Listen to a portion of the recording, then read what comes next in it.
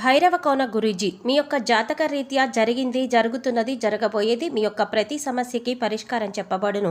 అన్ని విషయాలు ఫోన్లోనే స్వయంగా చెప్పబడును. ధన సమస్యలు, భార్యాభర్తల మధ్య సమస్యలు, ప్రేమ సమస్యలు, వ్యాపారం, ఉద్యోగ సమస్యలు, వ్యవసాయం, రియల్ ఎస్టేట్, ఇంకా మీకు ఎటువంటి సమస్యలున్నా కూడా పరిష్కారం చెప్పబడును. Cell number 7780581118. ఓం శ్రీ మాత్రే నమః. ఛానల్లోకి స్వాగతం అండి. ఈ వీడియోలో మనం 2024లో ఉగాది ఎప్పుడు వచ్చింది, ఉగాది రోజున వృషభ రాశి వారు ఏ దేవుడిని పూజించాలి, ఏ స్తోత్రాలు చదవాలి, అలాగే ఈ రాశివారు ఇంట్లో ఏ 2 వస్తువులను పూజా మందిరంలో పెట్టుకోవడం వల్ల దేవుడి అనుగ్రహాన్ని పొందుతారు అనే అంశాలతో పాటు ఏ చిన్న పరిహారం చేసుకోవడం వల్ల సంవత్సరం అంతా కూడా మంచి శుభ ఫలితాలు పొందవచ్చు అనే అంశాలను తెలుసుకుందాం. కానీ అంతకంటే ముందుగా మీరు కనుక మన ఛానల్ ఇప్పటి వరకు సబ్స్క్రైబ్ చేసుకోకపోతే సబ్స్క్రైబ్ చేసుకొని పక్కనే వచ్చిన బెల్ ఐకాన్ నొక్కి ఆల్ సెలెక్ట్ చేసుకుంటే మేము ఇలాంటి వీడియోస్ అప్లోడ్ చేయగానే ముందుగా మీ మొబైల్కి నోటిఫికేషన్ వస్తుంది. ఇక వివరాల్లోకి వెళ్ళిపోతే 2024వ సంవత్సరంలో ఈ నెల అంటే ఏప్రిల్ 9వ తారీఖు మంగళవారం నాడు ఉగాది పండుగను జరుపుకోబోతున్నాం. చైత్ర మాసంలోని శుక్లపక్షం 8 ఏప్రిల్ 2024న రాత్రి 11:50 ప్రారంభమై మరుసటి రోజు అంటే ఏప్రిల్ 9వ తారీఖు రాత్రి 8:31 ముగుస్తుంది. ఉగాది రోజున ప్రతి ఒక్కరూ కూడా అభ్యంగన స్నానం చేయాలి. అయితే ముఖ్యంగా ఉగాది రోజున ఏ దేవుడిని పూజించాలి అనే సందేహం అందరిలో ఉంటుంది. ముందుగా ఉగాది అంటే తెలుగువారికి నూతన సంవత్సరం కాబట్టి గణపతి ప్రార్థనతో మొదలుపెట్టి ఉగాది రోజున కాలపురుషుడిని పూజించాలి. అనేక రకాల స్తోత్రాలతో భక్తి శ్రద్ధలతో కాలపురుషుడిని పూజించటం వల్ల విశేషమైన పుణ్య ఫలితం లభిస్తుందని పండితులు చెప్తున్నారు. కాలపురుషుడి స్తోత్రాలంటే ఏమిటి అనే సందేహం మీకు వస్తే కనుక విష్ణుమూర్తిని విశ్వవ్యాపకుడు అని కూడా అంటారు. అంటే ఈ ప్రకృతి మొత్తం కూడా విష్ణుమూర్తి వ్యాపించి ఉన్నాడు అని అర్థం. అందుచేత ఉగాది రోజున పురుష సూక్తం కానీ లేదా విష్ణు సహస్ర నామాలతో కానీ స్వామివారిని కొలిచినట్లయితే మీకు విశేషమైన పుణ్య ఫలితం లభిస్తుంది. ఇటువంటి స్తోత్రాలు చదవడం రాని వారు విష్ణు సహస్ర నామాలను భక్తి శ్రద్ధలతో విన్నా లేదా చదివినా కూడా విశేషమైన పుణ్య ఫలితాలను పొందవచ్చని పండితులు చెప్తున్నారు. ఉగాది రోజున విష్ణుమూర్తికి తులసి మాలను కానీ లేదా తులసి దళాలను కాను సమర్పించండి. అలాగే పూజా మందిరంలో లక్ష్మీ, గణపతి, సరస్వతి ముగ్గురు ఉన్న ఫోటోకి గంధం, కుంకుమతో బొట్లు పెట్టి అలంకరించి మల్లెపూల మాలలను వేయడం వల్ల విశేషమైన ఫలితాలను పొందవచ్చు. అదృష్టం కలిసి వస్తుంది. ధనానికి సంబంధించిన సమస్యలు కూడా తొలగిపోతాయి. ముఖ్యంగా ఉగాది రోజున దాహంతో ఉన్న వారికి మంచినీరు అందించడం వల్ల మీకు పితృదోషాలు, శాపాలు తొలగిపోయి వంశం వృద్ధిలోకి వస్తుందని పండితులు చెప్తున్నారు. అలాగే మీకు వీలైతే ఒక కొత్త కుండ తీసుకువచ్చి దాన్ని పసుపు కుంకుమలతో అలంకరించి కుండ నిండా నీరు పోసి అందులో పసుపు, కుంకుమ, అక్షతలు వేసి బ్రాహ్మణుడికి నీటితో సహా ఆ కుండను దానం ఇవ్వాలి. ఇలా దానం ఇచ్చే సమయంలో కుండ మీద ఒక కొబ్బరి బోండాన్ని దారం చుట్టి ఆ కొబ్బరి బోండాన్ని కుండ మీద పెట్టి దానం ఇవ్వాలి. ఈ చిన్న పరిహారం ఉగాది రోజున చేసుకోవటం వల్ల మీ మనసులో ఉన్న కోరికలు త్వరగా నెరవేరుతాయి. అలాగే జాతక దోషాలన్నీ కూడా తొలగించుకోవటానికి గొడుగును కానీ చెప్పులు కానీ దానం ఇవ్వాలి. ఇలా చేయటం వల్ల సంవత్సరం అంతా కూడా అదృష్టం కలిసి వస్తుంది. అలాగే ఉగాది రోజున కొత్త పంచాంగం శ్రవణం చేయాలి. అంటే పంచాంగాన్ని వినాలి. ఇలా చేయటం వల్ల గోవును దానం చేసినంత పుణ్య ఫలితం లభిస్తుంది. అలాగే ఉగాది రోజు మీ పూజా మందిరంలో మీ ఇష్ట దైవానికి లేదా ఏ దైవానికైనా సరే దవనంతో పూజ చేసినట్లయితే మీ మనసులో ఉన్న కోరిక నెరవేరుతుంది. అభ్యున్నతిని కూడా పొందుతారు. అలాగే షడ్రుచుల సమ్మేళనం అయినటువంటి ఉగాది పచ్చడిని ఉగాది రోజున తినడం ద్వారా శుభ ఫలితాలు పొందుతారని పండితులు చెప్తున్నారు.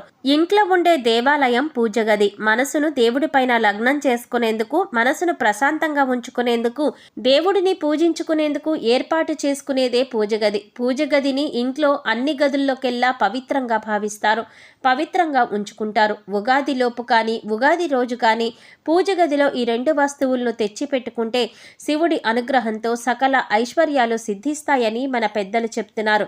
ఆ వస్తువుల్లో మొదటి వస్తువు గోవు బొమ్మ. ఆవు, దూడ బొమ్మ ఉంటే ఇంకా మంచిది. ఉగాది లోపు లేదా ఉగాది రోజున ఒక గోవు బొమ్మను తెచ్చి పూజా మందిరంలో పెట్టుకుంటే సకల ఐశ్వర్యాలు సిద్ధిస్తాయని పండితులు చెప్తున్నారు. గోవు అంటే లక్ష్మీ స్వరూపం. గోవులో సకల దేవతలు కొలువై ఉంటారు. గోవును మన సాంప్రదాయంలో ఒక తల్లిగా కొలుస్తూ ఉంటాము. అందుకే గోవును గోమాత అని పిలుస్తారు. గోవులో ముక్కోటి దేవతలు కొలువై ఉంటారని మన శాస్త్రం చెప్తోంది. గోవు బొమ్మను పూజ గదిలో పెడితే చాలు, చాలా రకాలుగా మనకు మంచి జరుగుతుందని మన శాస్త్రాలు చెప్తున్నాయి. కనుకనే ఉగాది లోపు లేదా ఉగాది రోజున ఒక గోవు బొమ్మను తెచ్చి పూజ గదిలో పెట్టండి. ఇలా పెడితే సకల దేవతల యొక్క అనుగ్రహం లభిస్తుంది. కష్టాలు బాధలు అన్ని తొలగిపోతాయి. తరతరాలకు తరగని ఐశ్వర్యం వస్తుంది. చాలా రకాలుగా మంచి జరుగుతుందని పెద్దలు చెప్తున్నారు. ఇక పూజ గదిలో ఉగాది లోపు లేదా ఉగాది రోజున పెట్టవలసిన మరొక వస్తువు చెక్కతో చేసిన మజ్జిగ కవ్వం. పూజ గదిలో ఒక చెక్క మజ్జిగ కవ్వాన్ని పెట్టినట్లయితే సకల శుభాలు చేకూరుతాయని పండితులు చెప్తున్నారు. తిరుగులేని రాజయోగం పడుతుంది. లక్ష్మీదేవి అనుగ్రహం సిద్ధిస్తుంది. ఎందుకంటే మజ్జిగ కవ్వం అంటే లక్ష్మీదేవి స్వరూపం.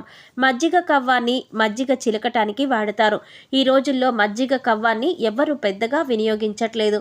కానీ మన పూర్వీకులు దీనిని బాగా వాడేవారు. మజ్జిగ కవ్వం ఎవరి ఇంట్లో ఉంటే వారి ఇంట్లో లక్ష్మీదేవి నివాసం ఉంటుంది. ఒక మంచి చెక్క మజ్జిగ కవ్వాని ఉగాది రోజు పూజ గదిలో పెట్టుకుంటే లక్ష్మీదేవి అనుగ్రహంతో పట్టిందల్లా బంగారం అవుతుంది. కనుక అందరూ కూడా ఉగాదికి ఒక మజ్జిగ కవ్వాన్ని తెచ్చి పూజ గదిలో పెట్టండి. ఆ కవ్వాన్ని ప్రతిరోజు తీసి మజ్జిగ చేయటానికి వినియోగించి మళ్ళీ శుభ్రపరిచి దాన్ని దేవుడి మందిరంలో ఉంచాలి. ఇలా చేయటం వల్ల లక్ష్మీ కటాక్షం కలుగుతుంది. చక్కని ఆరోగ్యం ఐశ్వర్యం సిద్ధిస్తాయి. కనుక ఉగాది రోజు ఈ 2 వస్తువులు తెచ్చి అందరూ కూడా పూజ గదిలో పెట్టుకుని సకల దేవీ దేవతల అనుగ్రహంతో అష్టైశ్వర్యాలు పొంది ఆనందంగా జీవించండి. ఇంతటి పవిత్రమైన ఉగాది రోజు ఇంట్లో ఈ వస్తువులు తెచ్చుకొని ఇంట్లో పెట్టుకుంటే మంచిదని, దేవతల అనుగ్రహం కలుగుతుందని శాస్త్రాలు చెప్తున్నాయి. ఉగాదిలోపు ఒక దక్షిణావృత శంఖాన్ని ఇంటికి తెచ్చుకుంటే అదృష్టం కలుగుతుంది. దక్షిణావృత శంఖం ఎంతో ప్రత్యేకమైనది.